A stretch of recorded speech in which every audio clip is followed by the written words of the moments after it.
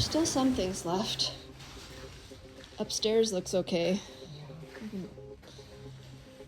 Oh my god. I can't even get to the garage. Oh my god.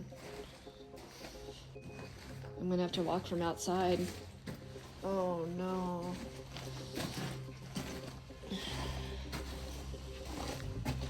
Oh.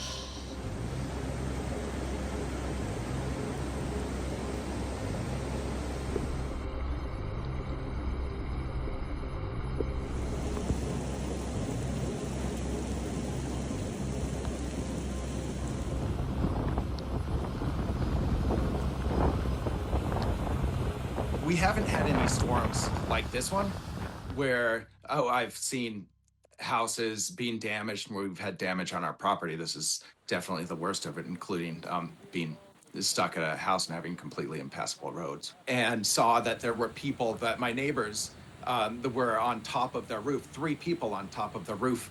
And so I videotaped that, the water going up against the edge of the house, with the understanding that even with emergency crews there, that I wasn't going to be able to do anything and my kids weren't.